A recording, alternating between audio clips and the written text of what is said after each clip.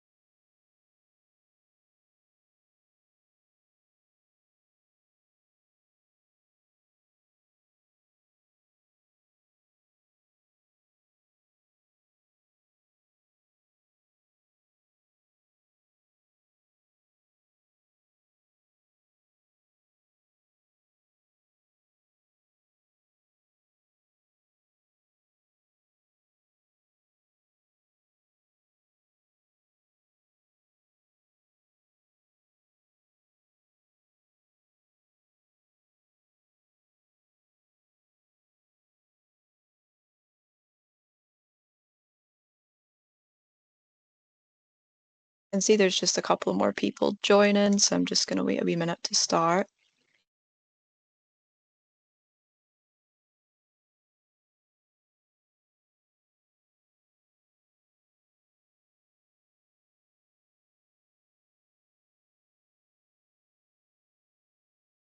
So, good morning, and thank you for joining us.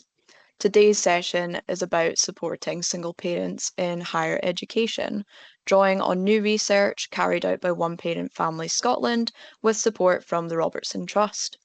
Just to let you know, this webinar is being recorded, but no one's faces or voices will be included in this recording.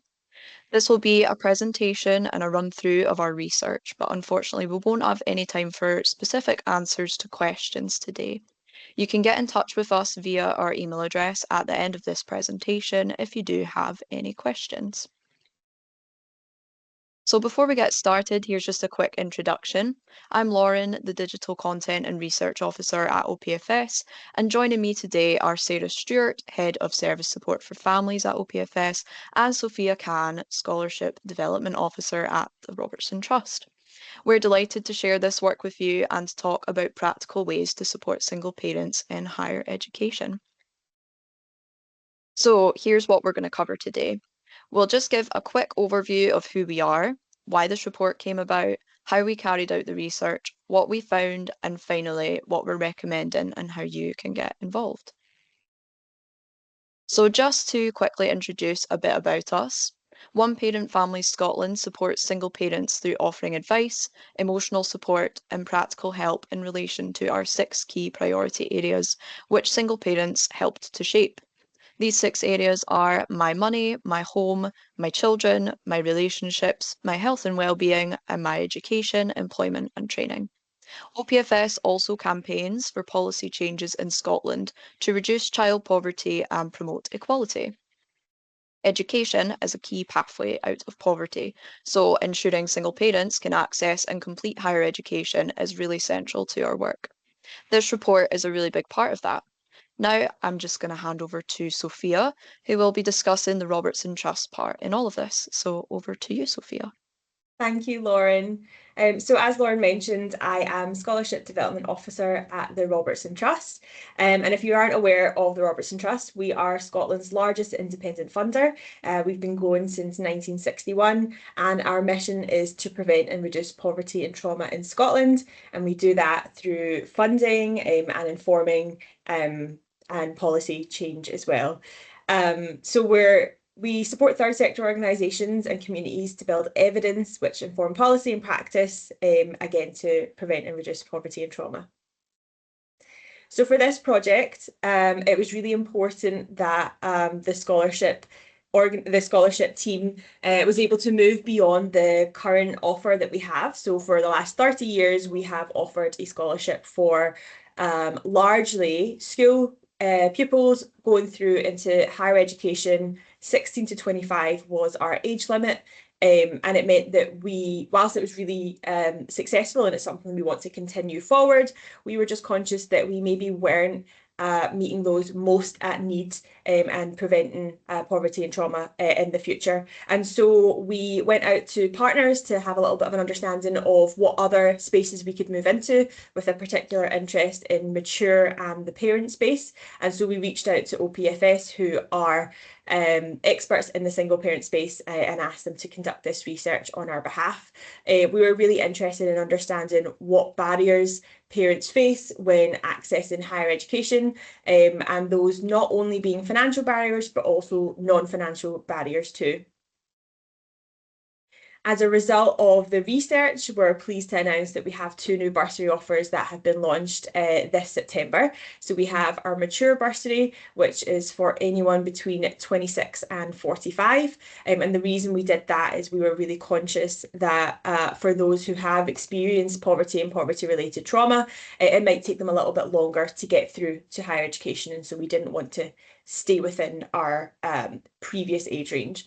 And then we also have a student parent bursary. And again, that came out of the research from OPFS. And within the student parent bursary, we had 4 priority groups that we were looking at for this pilot year. So those are young parents, single parents, parents with young children, and then parents of large families as well. So we had to really hone in on that group just because it was a pilot, and so we used those most likely to face child poverty. And so the rationale in particular for the student parent space was not only would we be able to lift an individual out of poverty and future poverty related trauma, but we have the potential to actually lift an entire family unit out of poverty. And so that was really exciting for us. So by October of this year, we should have our first cohort, 30 places over our mature and our parent bursary. Both of them will be £4,250 per year, split over 2 payments. And in particular for the student parent bursary, we have looked at ways that we can offer payments that don't impact universal credit. So there's sort of alternative payment routes there as well. So our partnership with OPFS then in this is one, they've done this amazing research for us, and you'll learn a little bit more on the rationale and some of these things that we've put into the bursary. But they are also helping us shape this first year with the first cohort. So they're going to do some co-development with this first group of 30 in order to really understand what wraparound support they might need, and then have that implemented for the new year.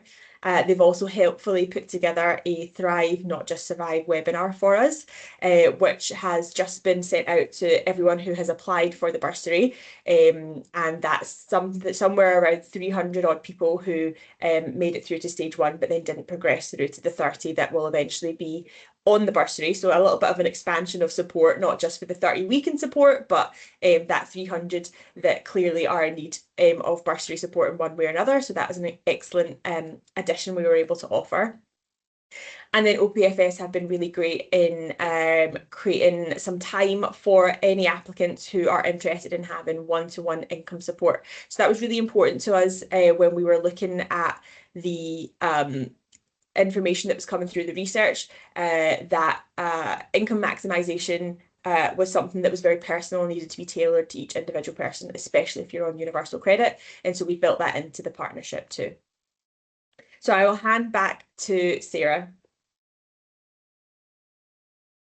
Thank you, Sophia and Lauren, for the informative introduction, and thank you all for joining us today.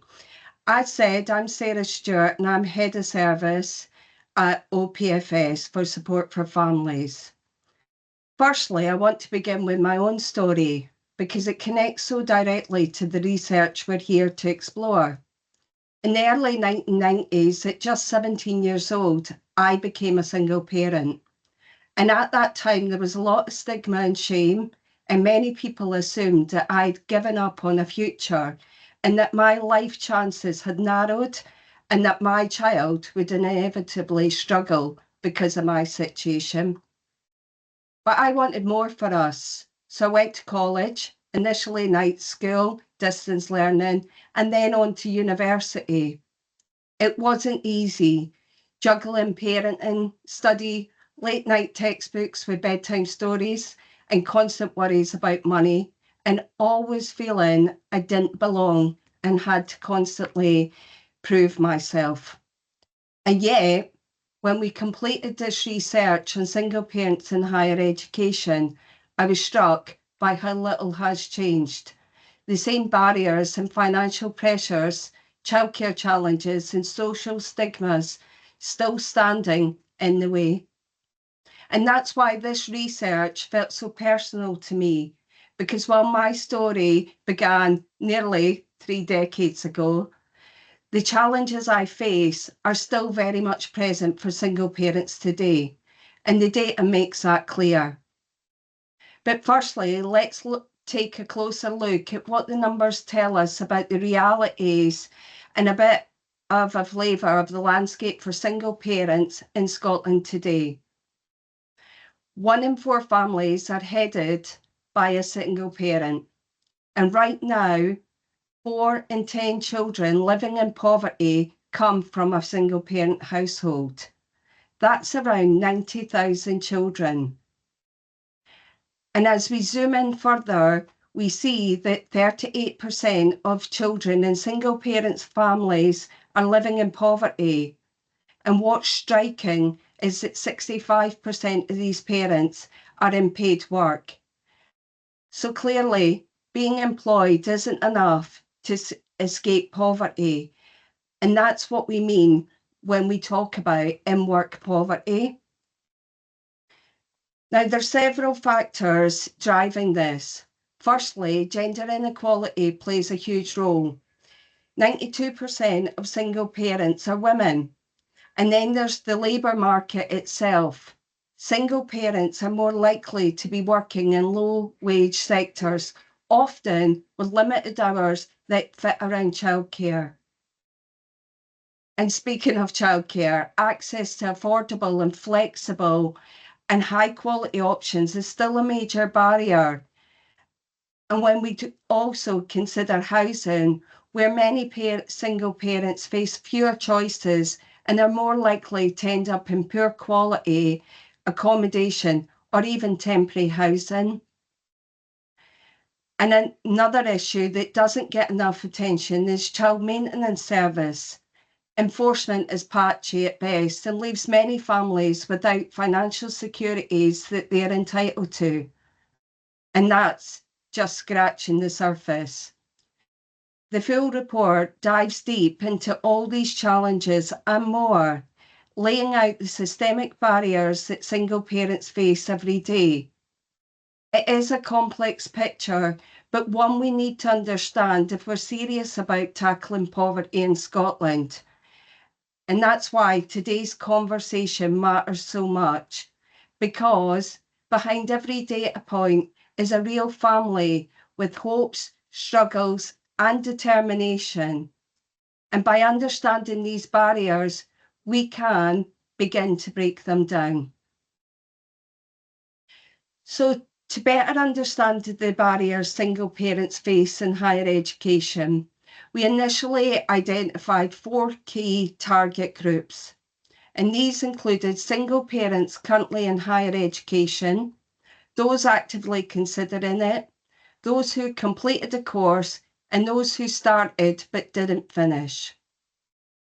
Each group brought its own set of challenges, whether it was juggling studies with childcare, navigating financial pressures, or dealing with feelings of isolation.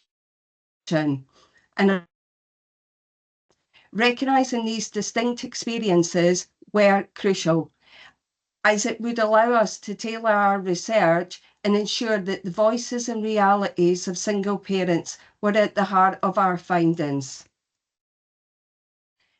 Now, a major part of our research focused on understanding the financial barriers, particularly when trying to access or staying in higher education. We knew it wasn't just about tuition fees, it was about the full picture: living costs, childcare, transport, digital access, and more. We needed to find out what wraparound support could be offered to alleviate this.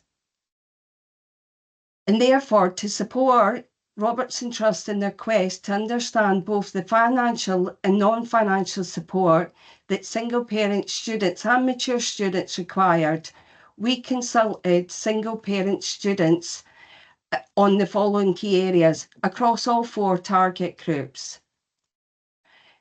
What is the financial offer needed for single parents to access and sustain higher education? So what are the financial barriers? For example, childcare, tuition fees, or even living costs? Are there any other negative ramifications to undertaking higher education, such as time, transport? And then what are the non-financial offer needed for single parents to access and sustain higher education? What wraparound support might be needed, such as mentoring, buddying, mental health support, financial management training, and benefits advice? So how did we conduct the research?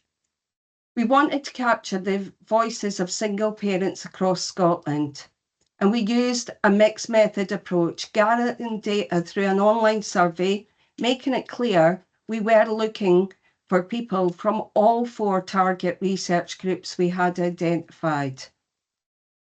We overreached our target number and reached 280 single parents, which was great in terms of boosting how much data we could accumulate. And we also conducted a mixture of online and in-person focus groups. Overall, there were 6 focus groups with 8 to 10 participants per group, covering the 4 target research groups, and the participants were from Dundee, Glasgow, and North Lanarkshire. We had a wide range of respondents taking part in both our survey and focus groups. For example, there was a wide age range, a variety of ethnicities, care experience, and parents that were estranged from supports, and different genders. And then finally, we conducted analysis of existing financial structures, childcare provisions, and institutionalised policies in Scotland. And we brought together all the key themes, patterns, and trends which came up across the focus groups and surveys. We were then able to understand the challenges and barriers which single parents face when trying to access higher education. And this gave us both insight into financial and non-financial barriers, and gave both quantitative and powerful personal insights.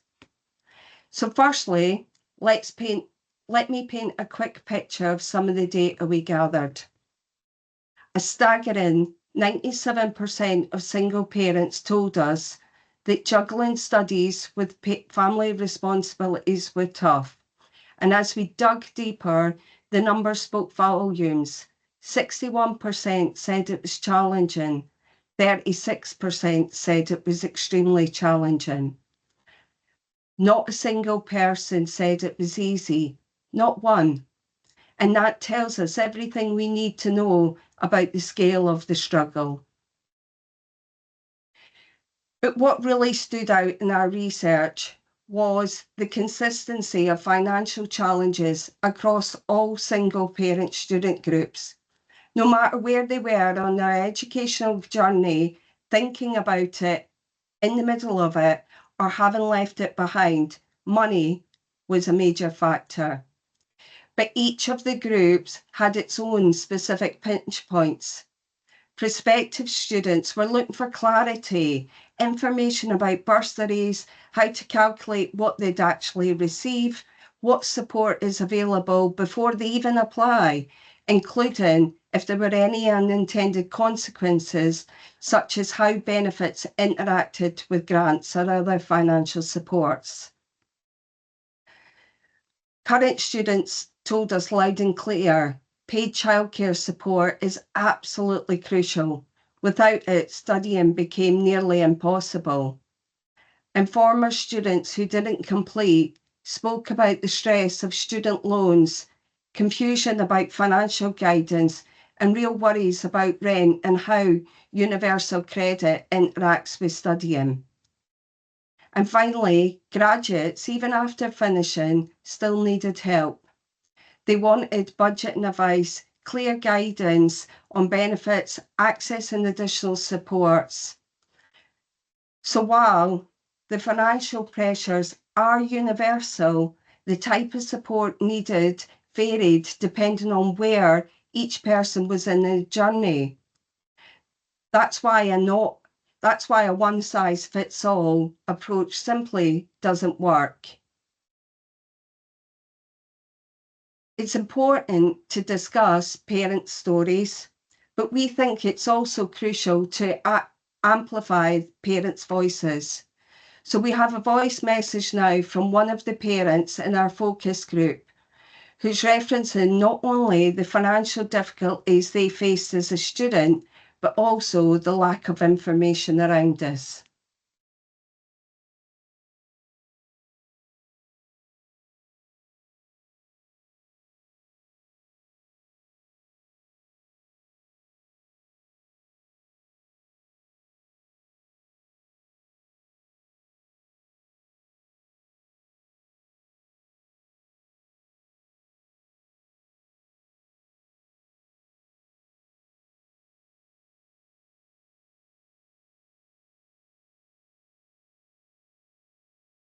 This isn't an isolated story, it reflects systemic issues. Now, alongside the financial pressures, one issue that came up again and again in our research was childcare. For single parents trying to access or stay in higher education, the availability of quality, flexible and affordable childcare isn't just helpful, it's essential. Every group we spoke to highlighted this, but what they needed varied depending on where they were on their journey. Prospective students were looking for clarity. They wanted to know what childcare support was available before they could commit, what funding, what subsidised, and how to access it. Current students told us they needed childcare support that mirrors what working parents receive. They're studying full-time, often with placement hours and assignments that stretch beyond the classroom. So why should their childcare option be any less? And former students who didn't complete made it clear the lack of funded childcare was a deal breaker. It was one of the key issues that they had to step away from their studies. And graduates, even after finishing, still needed support. They spoke about the challenges of balancing study time with parenting and how access to childcare made that possible. We also heard from a parent they couldn't even start. They told us, I had an unconditional offer at 3 universities to study mental health nursing. I started one, but to pay for childcare for my 2 children, the cost was over £1,000 a month. SAS would only cover 200, so I could not begin the course. This is sadly a big issue where the support that parents might be offered just isn't enough to cover their essentials, which means that even some parents who are receiving support aren't able to start, never mind complete their courses. So what we're seeing here is a consistent message. Childcare isn't a side issue. It's central to educational access and success for single parents. If we want to improve participation and completion rates, this is one of the first barriers we need to break down. But one of the clearest messages we heard from single parents was this: flexibility in study options is missing and it's costing them their education. Across all groups we spoke to, the need for more adaptable timetables and study formats came up again and again. It wasn't just a nice to have, it was a significant barrier. Prospective students wanted to know up front, how flexible is this course? Will the timetable fit around nursery pickups or part-time working? That information is often really hard to find, and it's stopping people from actually applying. Current students told us they needed flexibility in coursework deadlines and class timings. When you're managing school runs, sick days and solo parenting, rigid schedules just don't work. And former students who didn't complete highlighted how vital distance learning options are. For many, being able to study from home was the only way that they could even considering those options.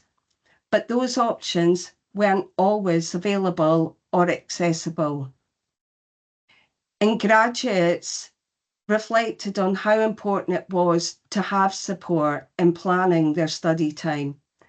They needed help balancing academic demands with parenting responsibilities, and many felt that they had been left to figure it out alone. So we have another voice message here from a parent discussing childcare, but also the flexibility needed for parents to undertake higher education.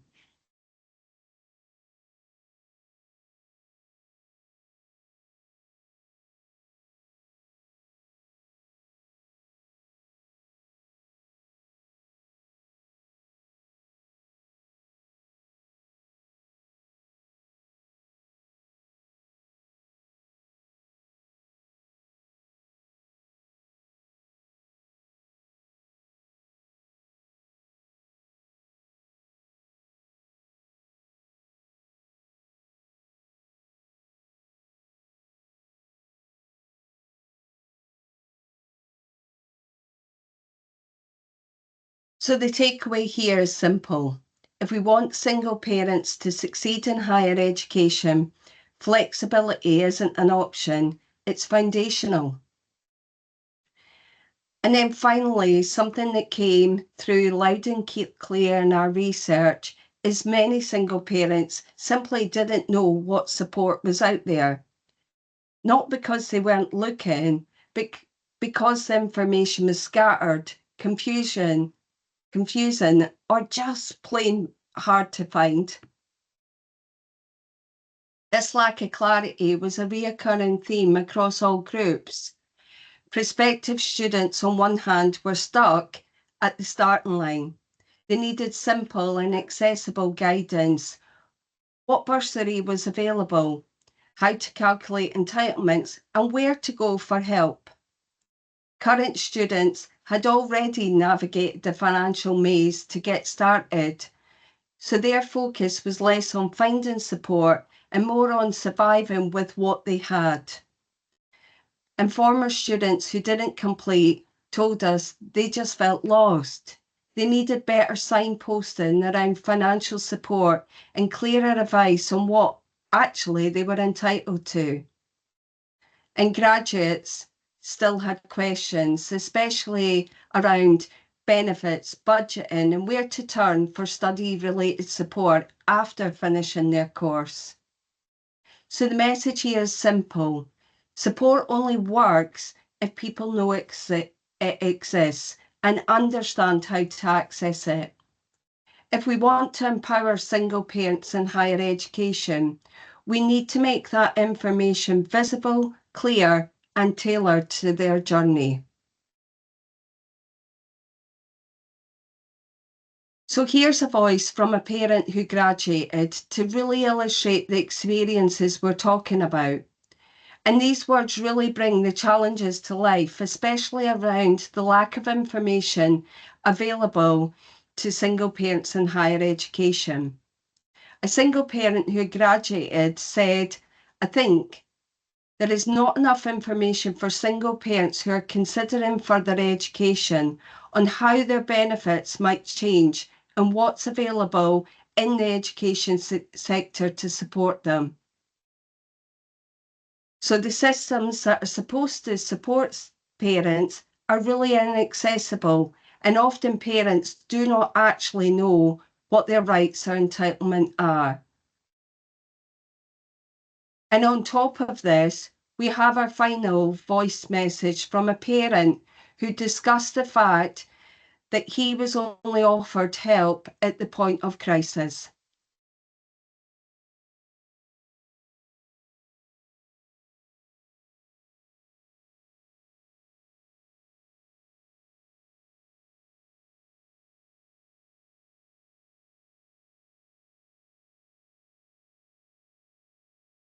So what's clear is parents need to be made aware of what supports there are before it gets to any crisis point. So based on everything we've found, our recommendations are aimed at multiple levels. For higher education institutes, we need to look at providing more flexible study routes, more mental health and wellbeing support, and better financial and childcare support. For policymakers, we need to reform funding and ensure single parents are recognised in higher education strategies.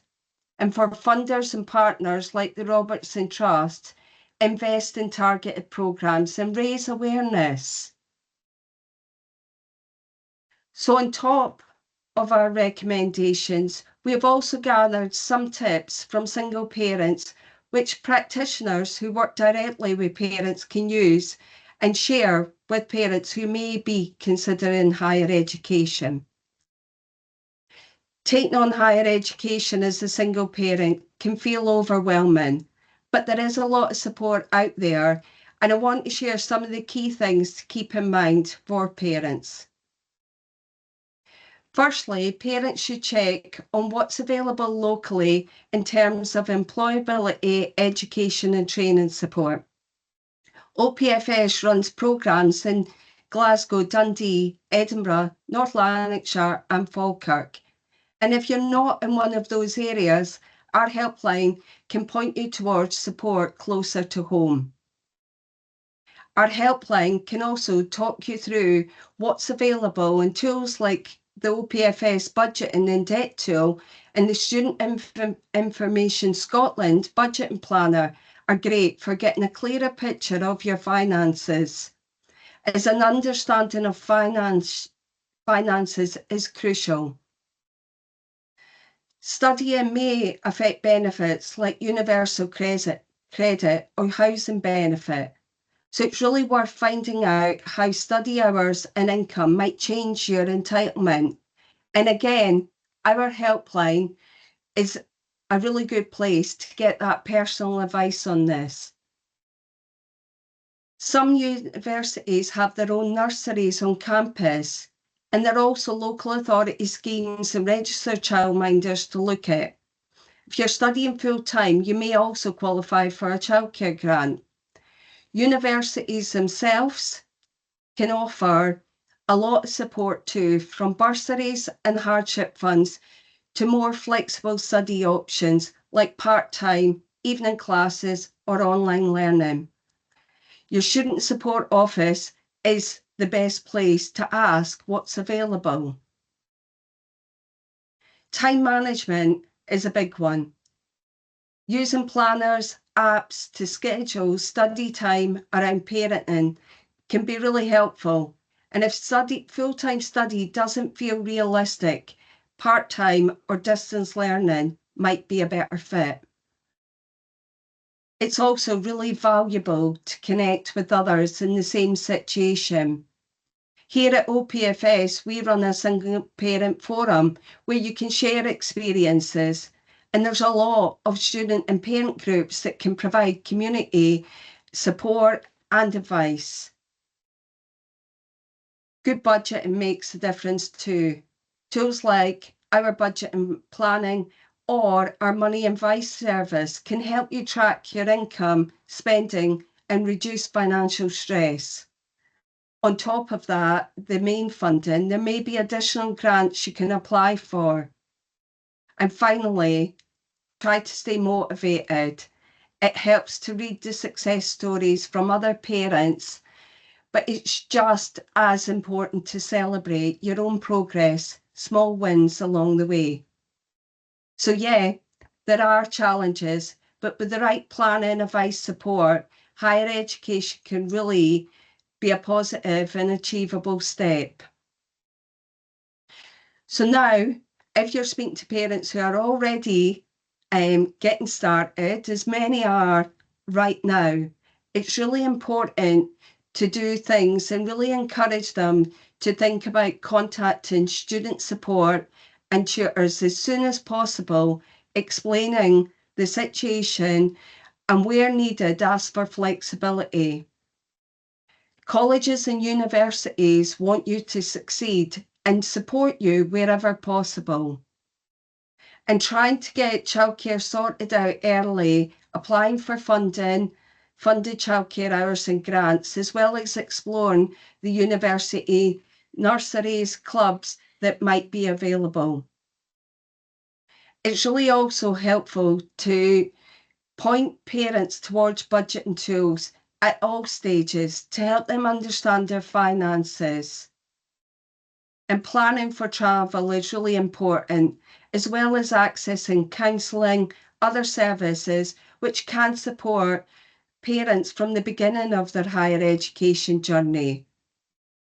There's also a few things parents can do in their own time which might alleviate some of these challenges, such as practicing self-care, again using planners, calendars to organise weekly tasks, and to include some buffer time just to unwind in mornings and evenings.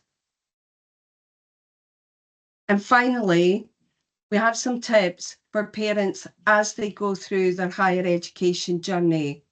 So it's important to keep communication lines open, as we've said, with tutors about their support needs during their whole time in higher education and not just at the start. Because we know life as a single parent is unpredictable. Things change, childcare arrangements fall through, kids get sick, and sometimes you just need extra time or a bit of flexibility. If your tutors understand your situation, they're more likely to offer support when it's needed most. So you don't have to wait until there's a crisis to speak up. Regular check-ins, even just a quick email, can help build a relationship of trust. And that way, if something does come up, you're not starting from scratch. You've already laid the groundwork.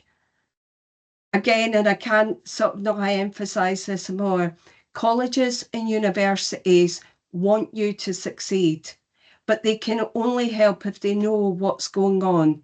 So don't be afraid to advocate for yourself, whether it's asking for an extension, exploring alternative assessment options, or just needing someone to listen. Open communication is key. It's also crucial that single parents feel supported by their peers. So joining a mixed group of both student groups and parent groups is a good way to build up a network.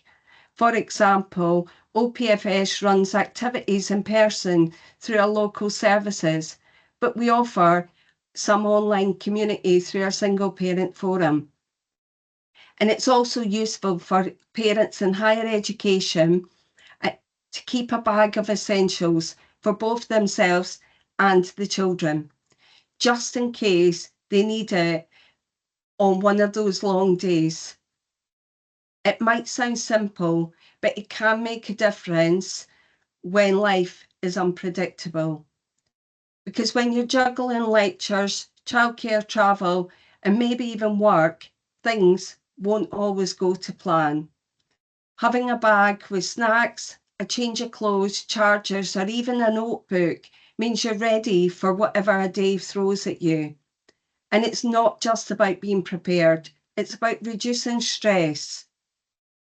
When you've got the basics covered, you can focus more on your studies and less on scrambling for supplies. Think about it as a little safety net, helping you stay calm, organised, and in control. And again, make sure that any available grants get picked up on and applied for as soon as possible. And finally, there are a few things parents can also do on track, like acknowledging those milestones.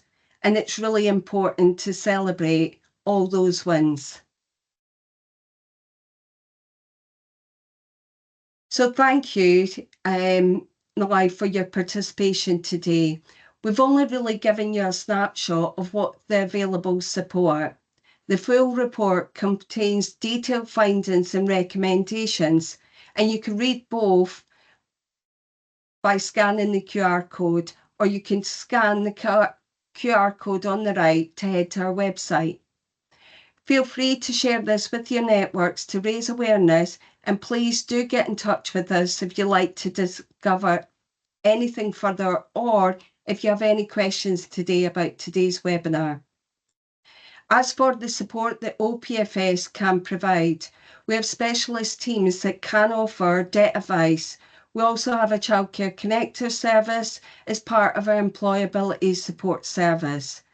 And staff in each of our services offer support on lots of different issues. For example, our employability support service looks at more than just employability. They cover things like education, employment, training, as well as looking at how to navigate barriers and support you on your journey. In addition to our routine financial health checks, we can also help parents who are struggling financially with their national debt and money advice services. And we also run multiple local services across Scotland, providing family support, group work, and events. And finally, we have our digital services, including our national helpline and online information.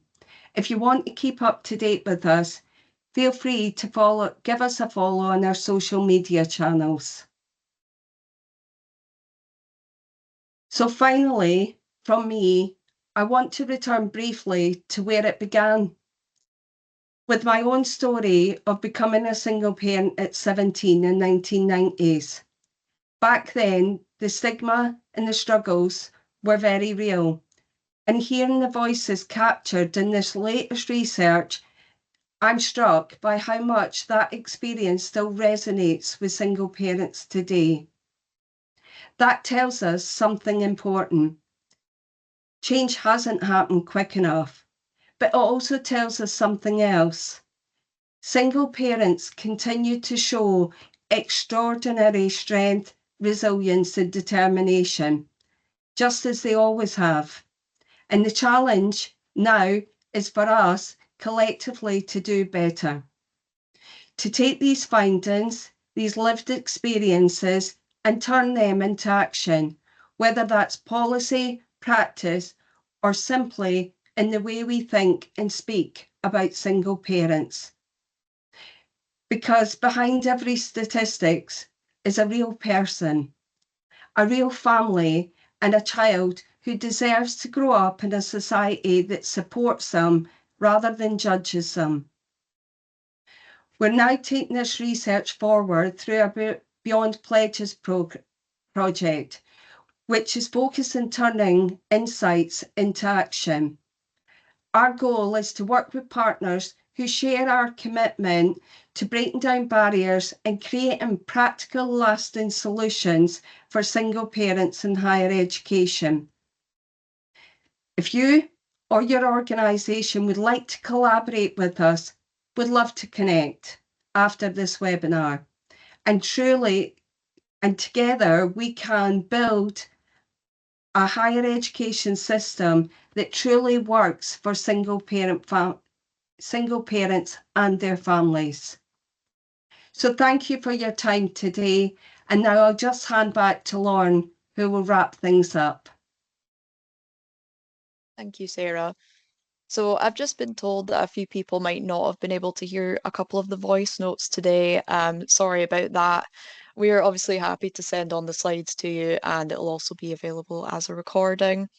So before you head off today, we'd really appreciate it if you could just fill out our short survey just to let us know how you found the webinar today. So just scan the QR code that you can see on the slide there using your phone camera, and you'll be taken over to the survey. It takes about 30 seconds to fill in, and it would really, really help us to make any improvements for next time. And finally, overall, if you have any questions, do just drop us an email as Philip has put in the wee chat there. So it's just policy@opfs.org.uk. You can also sign up to our parent newsletter to find out about the latest issues that are impacting single parents in Scotland. And if you want to stay up to date on any new reports that we'll be launching, like our upcoming child maintenance report, you can sign up to our professional newsletter as well, just using that QR code that you can see on the slide. So we've also been recording this webinar, as I mentioned at the start, so you'll just get that through after the meeting today in the next couple of days. Feel free to share that with any of your colleagues who missed today's session. And we've also got another webinar coming up on Monday, the 6th of October. Oh yeah, I've just been asked to go back to the QR code for the survey there. I'll just pop that up on the slide for you. So yeah, we've also got another webinar coming up on Monday, the 6th of October, which will be in partnership with Social Security Scotland, just in case anybody's interested in coming along to that as well. So I'll just leave this QR code up for a second for you guys to fill out the survey. But thank you so much for coming along and for listening this morning. So we hope you found this informative today. Just let us know through the survey. And thank you to our speakers, Sarah Stewart and Sophia Kahn, who was from the Robertson Trust. Have a great day, everybody.